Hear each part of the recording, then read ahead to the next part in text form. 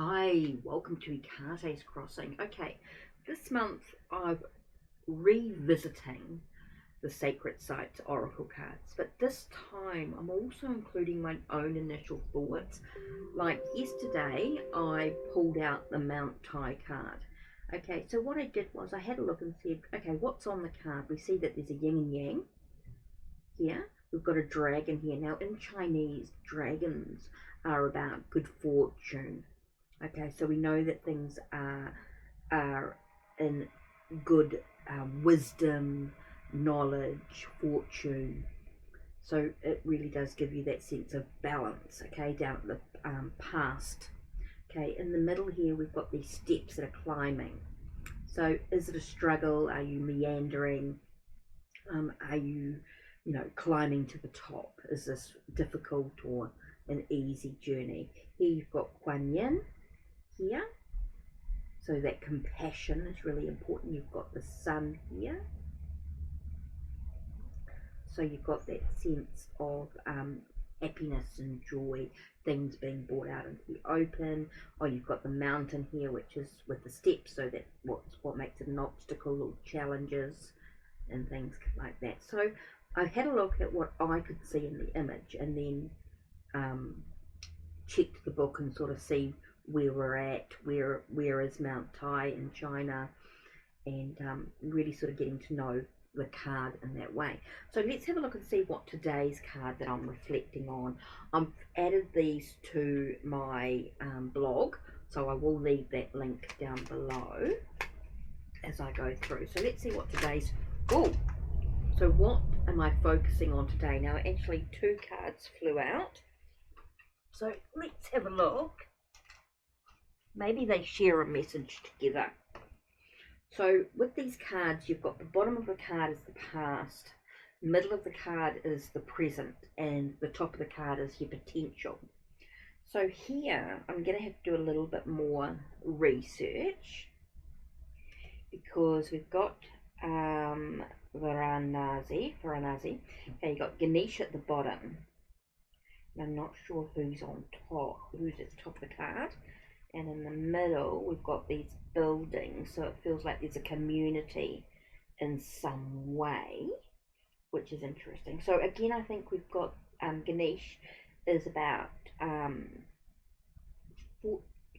prosperity in many ways, wisdom.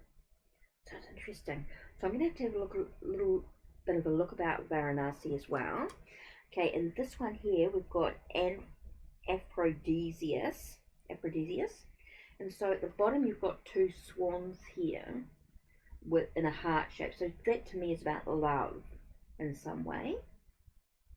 The symbol here, you've got the temple here. To me, it's a sense of sacredness in some way.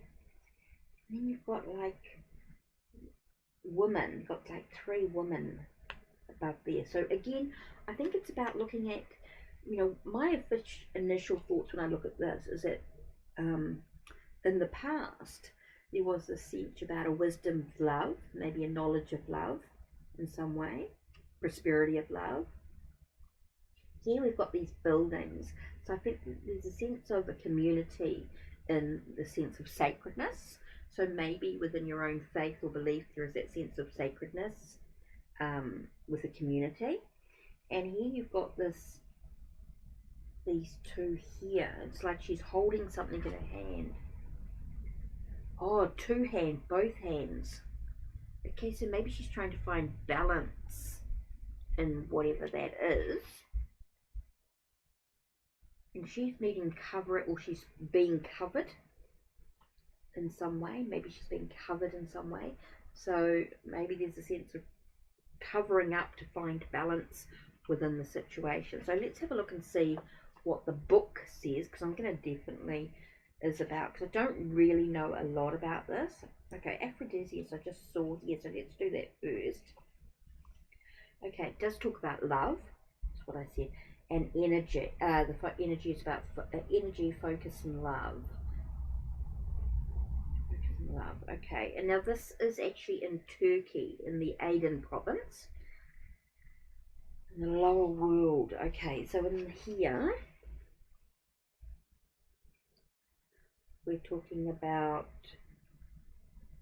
okay, named after the Greek goddess Aphrodite, the sacred site dedicated to love, passion, and beauty. The swans on the card gaze lovingly at each other, representative of Aphrodite's desire to bind people together in love. Okay, so it's about love and romance. Okay, and Venus, of course, the Roman goddess of love, Aphrodite's counterpart, as does the symbol that represents the planet Venus. You are urged to make your heart receptive to love. Okay, even though you may have encountered heartbreak. Okay, in the present, which is what it's the sacred site, which is what I said about sense of sacredness, is dedicated to love, of course. Worship their goddess. Oh, this is the Assyrians worshipped their goddess Ishtar here, and later the Anatolians dedicated to their goddess Sibyl. Whatever the presiding goddess, pilgrims have sought love of the divine, of others, and of themselves. Take a few moments now to imagine the fertility rites, the flowing passion, the belly dancing, the sexual acts of worship. Those in the cult of Aphrodite knew how to embrace feminine sexuality and attraction, becoming both mother and lover in order to connect with the divine. Well, that's interesting. So there's quite a bit of information there. So let's have a look at the potential. Okay, so the potential talks about Aphrodite, born from the sea foam that formed around the severed manhood of Uranus, father of the gods, which had been tossed into the ocean by his son Cronus.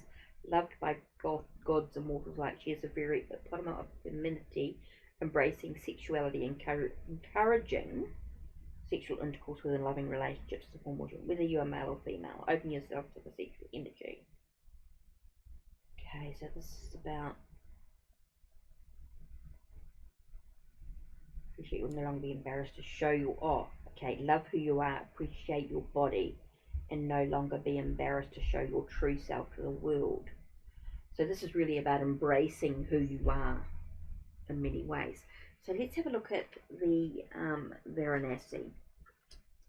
Okay, so here we go. So Varanasi, what's their words? The energy focus is overcoming. Okay, their location is Uttar Pradesh in India. Okay, it does feel about remover of obstacles. Okay, God of beginnings, call upon the start of ceremonies and new process. Okay, maybe things are not going as expected. Remover of obstacles. Okay, so I don't know why I thought prosperity. Maybe it's wanting to have that prosperity, even though there might be obstacles, and there might be obstacles to your love, but you want the prosperity of love. That's interesting. So maybe there's obstacles to love at the moment. Yeah, of course, we're in lockdown. Okay, so in the middle, in the present, imagine walking through the colourful, bustling streets of Varanasi, one of the most popular pilgrimage sites for Hindus, where Lord Shiva is believed to reside, whatever one sows in this sacred city. So again, you've got that sense of sacredness. It's filled with temples and shrines, city of spiritualism, philosophy, and mysticism. Take a look at your own environment. Or it's talking about removing clutter and chaotic, or is it ordered and serene? External surroundings often reflect our inner state. This could be about decluttering. So maybe we need to declutter ourselves in regards to our own spirituality, in some way our own sacredness. It's interesting. Okay, so let's have a look at the upper world, our potential, so to speak.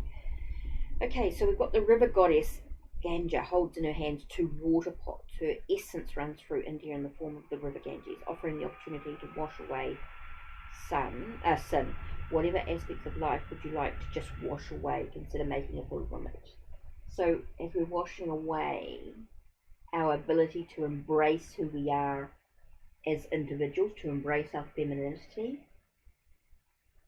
so what do we need to declutter from our life? What do we need to wash away, cleanse, bathe? So you're removing away your regrets and fears and worries. Bathe in the purity as she cleanses you, washing away all your guilt and restoring you to wholeness. Release and forgive, and you will break free from the chains. Okay, this is removing the physical and emotional obstacles in your life. So that's interesting. Now, what I love about these two is they actually give you something that you can do. Like for Varanasi, you got meditation on talks about the Indian philosophical belief that God first created sound and the universe arose from it. It's the most sacred sound. The Sanskrit word Aum is the root of the universe, and its vibration continues to hold everything together. Find a quiet place, and if you're able, sit in cross-legged toes, your eyes closed, focus on your third eye, your forehead between your eyebrows. For the entire exercise, now take a deep breath in and start to chant Aum,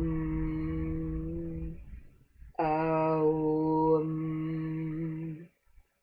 Aum, Aum. Oh, you can really start to feel that through your body. So try it. See how you go. Love to hear your thoughts on that. Let's go back to Aphrodite.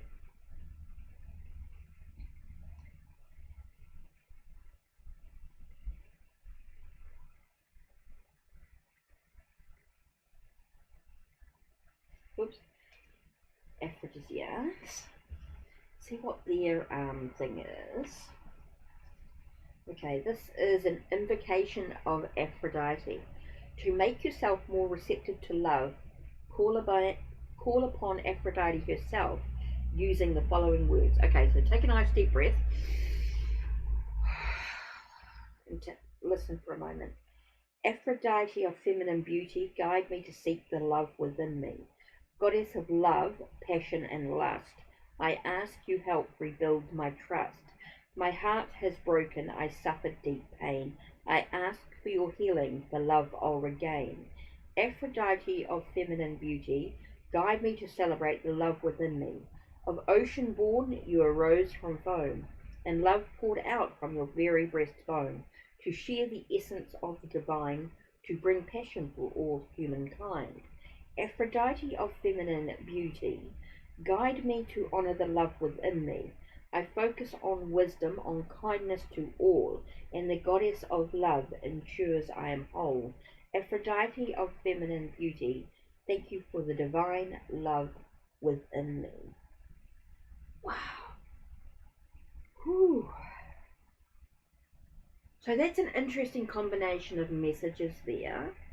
Sort of give you something to sort of think about. I'm going to do some writing up on my tarot journal, of course, and just sort of reflect on what Aphrodite, Ganesh, Ganges, and what they all mean, Venus, and just how it all connects.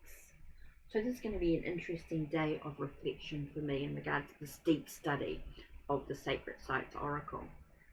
So yeah, I'd love to hear your thoughts, if you use this deck, whether you've been using it or whether you've struggled with it, or whether you found it really easy to work with or difficult to work with.